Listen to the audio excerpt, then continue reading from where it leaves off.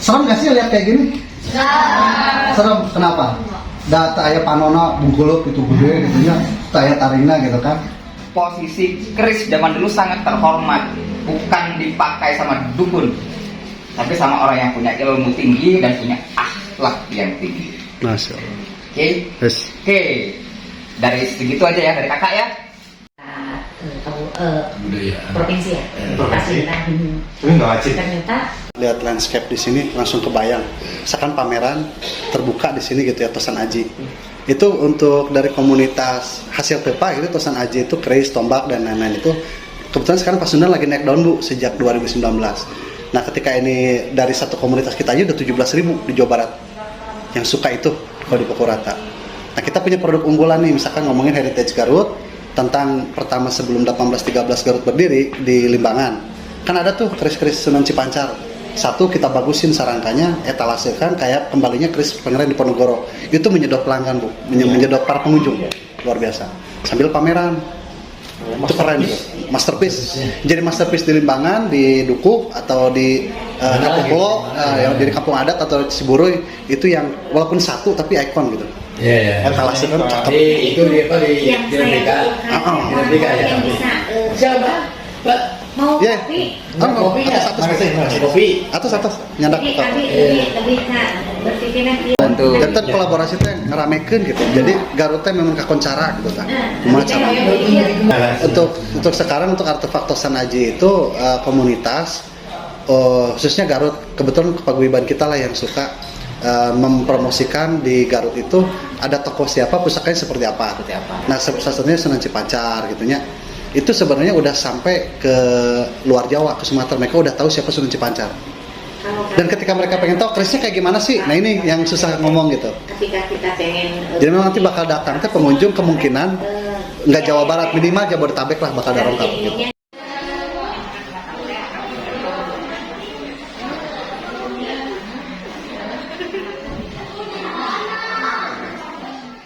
menambah pengetahuan kalian ya.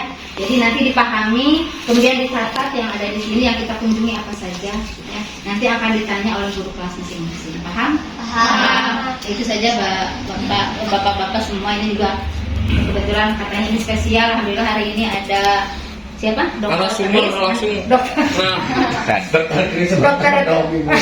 Dokter kerisnya. Dokter apa? Keris? Bukan emang ahli keris Bu. Ahli keris. Kurator. Kurator keris Bu. Jadi ini alhamdulillah ya. Jadi menjadikan suatu kesempatan yang memang luar biasa ini hari ini meskipun dadakan kata ini juga dadakan itu sama. Kalkulator.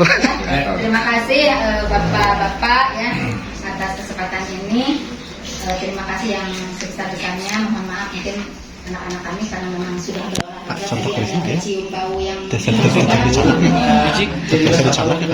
iya sama-sama ya Ibu alami. Terima kasih atas perhatiannya. Wabillahi taufiq wal hidayah. Wassalamualaikum warahmatullahi wabarakatuh. Ini kebetulan orang Sunda semua ya. Pertama bahwa di yayasan kita itu adalah pelestarian data-data sejarah yang ada di penduduk kita selamatkan dan kita rawat. Jadi ada 3. Ini dari mana semuanya? Di mana tuh? Di Pasar. Oh, Panggung. Oh, dasinya ada Tarogong Kidul, bukan ya? Tarogong Kidul. Oh, Tarogong Kidul ya maksudnya? Oh iya. Kayak di Tarogong itu ada situs cagar budaya, itu berupa batu besar. Mungkin teman-teman pernah lihat ada prasasti Raja Purnawarman yang ada di Bogor. Prasasti Ciarute namanya, yang ada telapak kaki Raja Sunda di Tarumanegara. Nah seperti itu kita melakukan pencatatan dia sebagai sumber sejarah. Jadi ada batu zaman Kapung Kurma, zaman Buhurma itu dari batu dulu. Setelah batu kita kemudian lari ke sumber sejarah berikutnya berupa tulisan. Nah jadi kalau dulu nulisnya di media batu, kemudian di era-era Islam udah mulai masuk. Islam itu sebenarnya masuk bukan tahun 1500-an ya. Jadi tahun 631 atau bahkan di zaman ketika Nabi Shallallahu Alaihi Wasallam itu sudah melakukan dakwah syiar Islam, itu Tatar Sunda itu menjadi salah satu wadah atau wilayah penyebaran Islam awal di Nusantara. Itu. Nah itu sudah mulai mengenal tulisan. Tulisan itu mulai ada di kertas semacam deluang, kemudian ada di lontar. Nah itu di situ mulai kita menggunakan aksara Arab yang tadinya bahasanya itu Sanskerta, aksaranya Pallawa. Kemudian ini bisa kita temukan yang ada di Tatar Sunda seperti ini. Jadi ini bahasanya bahasa aksaranya aksara Peguang namanya. Pakai hijaiyah huruf Arab, tapi ketika kita baca itu bahasa Sunda. Gitu. Iya paling tangan kanggo tibra tipeti. Jadi ada prasasti, tulisan itu kemudian ada di naskah atau di kertas, baru kemudian nanti ada di kisah-kisah atau dongeng Kian Santang gitu ya. Dari data-data sejarah yang kita kumpulkan ini kemudian kita coba untuk publikasikan kayak ke adik-adik, ke museum-museum yang ada di Jawa Barat itu untuk memberikan informasi tambahan bagi teman-teman di museum bahwa Tatar Sunda itu sangat kaya tentang seni dan budayanya sejak dulu bahkan sebelum Islam masuk. Nah, selain itu juga ada keris. Pernah dengar keris apa? Keris sakti. Bisa hibernya. Bisa hiber gitu ya. Kenapa dia bisa hiber gitu? Ada alasannya dong. Jadi bukan karena ayana ada kodamna gitu. Kayak gini. Serem gak sih lihat kayak gini? Serem. Kenapa? Data ayah panono bungkuluk itu gede gitu ya, ayah tarina gitu kan.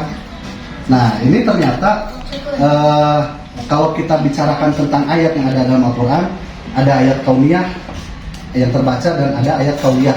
Itu ayat alam semesta yang bisa kita jadikan perenungan dalam kehidupan kita sehari-hari. Dalam kehidupan sehari-hari, pengalaman kita dengan teman, pengalaman sedih, senang, bahagia itu kan upaya penyempurnaan jiwa kita ya, menuju pendewasaan. Nanti ada yang udah gede, bagaimana yang punya adik itu bisa lebih bijak mengalah, bagaimana yang bungsu itu bisa nggak manja, nggak bisa nggak rewel ke orang tuanya. Itu semua proses pendewasaan.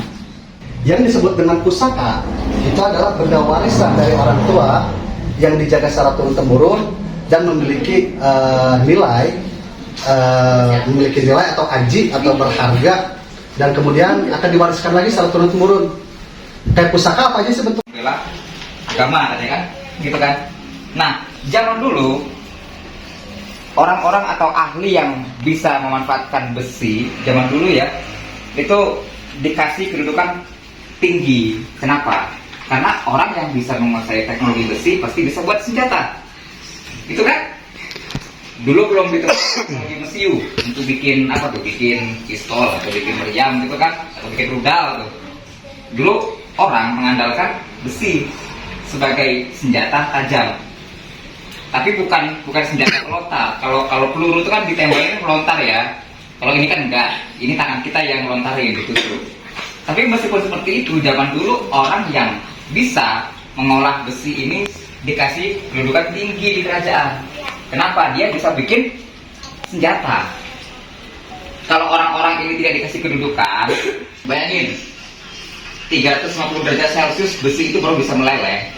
Belum ditemukan bahan bakar yang konstan sifat panasnya, cuma ngandelin arang kayu. Orang zaman dulu sudah bisa menggunakan teknologi mengolah besi. Di Nusantara dulu kan, bukan Indonesia namanya ya, Nusantara ya. Di Nusantara orang-orang Nusantara bisa mengolah besi. Tapi di luar sana, di Eropa dan lain sebagainya, orang belum mampu menggunakan besi. Mereka masih menggunakan perunggu yang titik leburnya lebih rendah daripada besi. Berarti zaman dulu nenek moyang kita itu lebih maju daripada orang luar. Kalau sekarang kebalik, sedih kita ya kan? Kita menganggap orang luar itu punya teknologi tinggi, kita ketinggalan zaman, nggak pede kita di Indonesia. Sementara zaman dulu di era kerajaan, ternyata yang lebih canggih itu kita. Sekarang mah kebalik gitu kan? Kebalik sekarang. Jadinya kita kecil gitu. Ada orang Eropa datang atau orang Korea datang, kita ngerasa aduh, jadi orang Indonesia nggak pede gitu kan?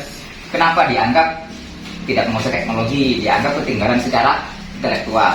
Padahal dulunya zaman kerajaan justru kebalik, nenek moyang kita jauh teknologinya lebih tinggi daripada orang luar. Secara teknologi ngolah keris itu jauh lebih susah daripada dari perunggu. Karena apa? Titik lebur perunggu jauh lebih rendah daripada dari besi, lebih daripada senjata yang lain, karena dia digunakan sebagai simbol. simbol orang yang apa? Yang punya ilmu.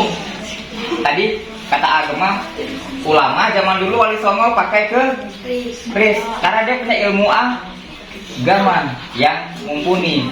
Siapa dia? Ulama kan gitu. Kan gitu. Orang yang angkat keris dulunya bukan cuma sekedar punya ilmu, tapi secara akhlak dia juga harus bisa jadi panutan. Jadi dulu nggak sembarangan pakai keris. Orang yang bisa ngangkat keris zaman dulu selain punya ilmu juga secara akhlak dia juga harus teruji. Kan banyak orang punya ilmu tapi sombong. Banyak orang punya ilmu tapi angkuh. Banyak orang punya ilmu tapi gak bisa dinasihati. Ilmunya jadi hijab buat dia. Dia punya ilmu makin bikin hati dia itu kaku, menolak kebenaran. Apa istilahnya, Brad? Al ilmu hijabul akbar. Nah, ilmu hijabul akbar ada. Karena dia gak tawaduk dengan ilmu, padahal ilmu itu titipan Allah. Tapi kalau dia punya ilmu, tapi dia juga punya akhlak yang baik, keris. Tandanya apa? Secara keilmuan dan secara akhlak dia sudah lebih daripada orang yang biasa. Punya ilmu tapi tawadu, punya ilmu tapi nggak sombong, punya ilmu tapi akhlaknya terpuji. Dia adalah seorang alim ulama dalam soal keilmuan dan dalam soal perilaku sehari-hari. Dia boleh nganggar keris. Jadi posisi keris zaman dulu sangat terhormat, bukan dipakai sama dukun, tapi sama orang yang punya ilmu tinggi dan punya akhlak yang tinggi. Masya Allah. Oke? Yes. Oke. Dari segitu aja ya dari kakak ya. Halo.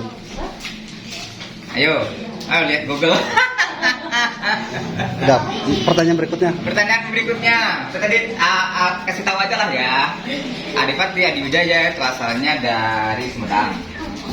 Jadi sebelum adanya Garut sebagai dayeuh atau pusat kota, awalnya Garut ada di Limbangan. Dulunya di Limbangan dipegang sama Tras Sunan Cipancan. Kan gitu kan? Baru setelah itu dipegang sama terahnya dari Sumedang, terahnya Pangeran Kornel. Ayo. Siapa? Adipati Adi Wijaya kan? Ayo. Nah sekarang pertanyaan Sunan Cipancan itu nasabnya sampai kemana?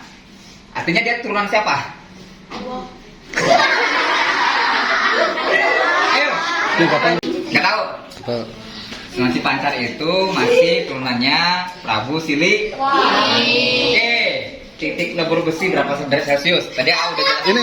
370. Ya, boleh lah. Siapa nama kamu? Najwa. Oh iya Najwa.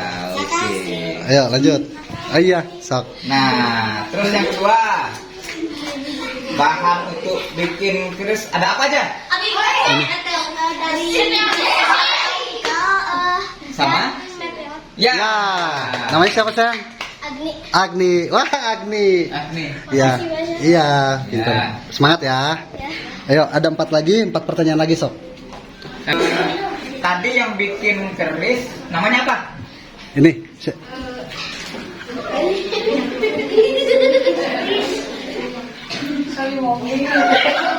Namanya apa yang bikin keris? Disebut dengan. Ayo. Ini langsung. Iya, orang berilmu Oh. namanya naon? Profesinya. Profesinya apa tadi dibilang sama agama tadi dikasih tahu?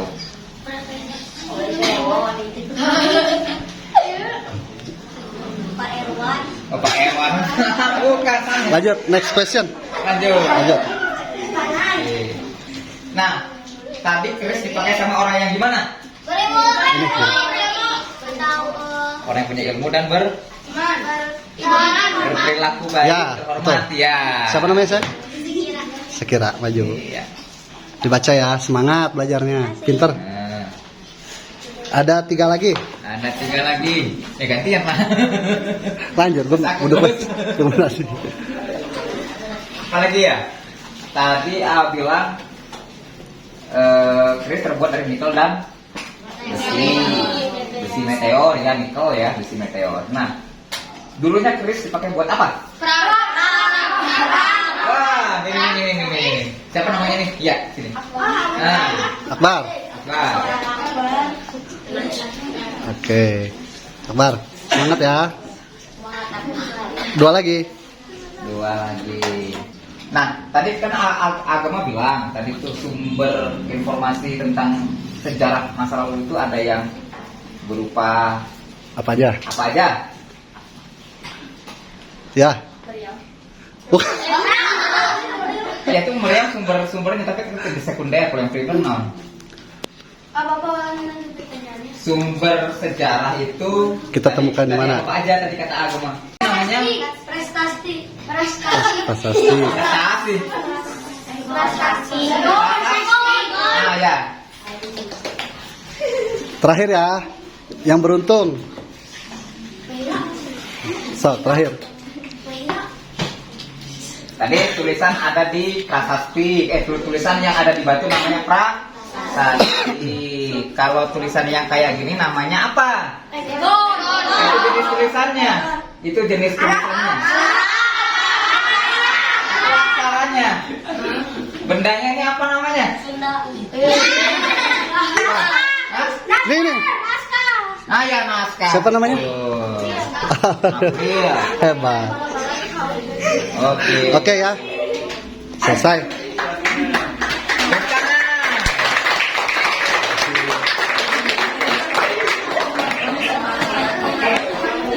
Oke, sekian dari kita ya. Saya kembaliin lagi ke Bapak Ibu gurunya, mangga. Mudah-mudahan teman-teman terhibur, semangat terus, jangan patah arang ya. Sing sukses, sing sehat, sing lancar. Assalamualaikum warahmatullahi wabarakatuh.